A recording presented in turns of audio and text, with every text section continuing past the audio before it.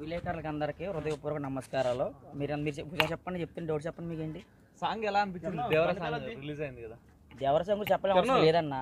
Already దేవర అంటేనే అదొక నందమూరి వంశంలోంచి వచ్చిన ఎన్టీఆర్ అంటేనే అదొక లెవెల్ అంతే. ఇంకా సాంగ్ ఐటమ్ అవసరం లేదు. ఒక ఎన్టీఆర్ ఒకసారి తెర మీద ఉన్నాడంటే నాటక స్వరూపమే. నందమూరి తారక రామారావు తర్వాత తన వంశం నిలబెట్టినాడు ఒకే ఒక్కడు నందమూరి జూనియర్ ఎన్టీఆర్. జై ఎన్టీఆర్.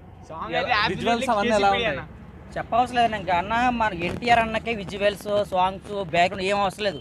ఆయన ఒక్కసారి తెర మీద కాపాడితే చాలు.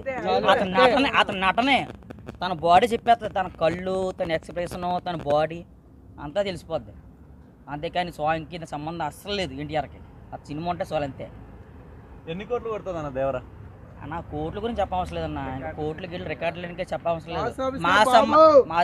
మా సమ్మకి మొగుడు చిన్నప్పుడే త్వర కొట్టాడు, సింహాద్రి బాంబులేసాడు, చెప్పవసరం లేదు. ఆంధ్ర వాళ్ళ ఫ్లాప్ అయిపోయింది. కానీ ఆంధ్ర వాళ్ళ ఆడియో ఫంక్షన్ రికార్డ్ సృష్టించిందే ఎన్టీఆర్.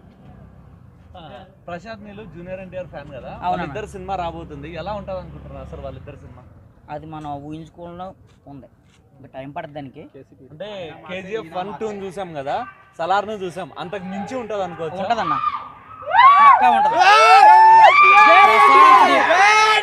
మన ప్రశాంత్ నీళ్ళు ఒక మాట చెప్తున్నా, ప్రశాంత్ నీళ్ళు ప్రతి దాంట్లో యాక్షన్ ఉంటది. కానీ వీళ్ళందరూ యాక్షన్ లో లేరు. Already junior NTR action cinema ఉన్నాయి. దాన్ని బట్టి మనం ఊహించుకోవాలంతే. ఇంక యాక్షన్ గా దాని అమ్మ మొగుడు అంతే.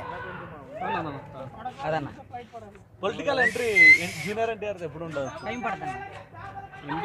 ఆయనకి అన్ని తెలుసు అన్న. ఎప్పుడు రావాలా, ఏం చెయ్యాలి అన్ని తెలుసు ఆయనకి.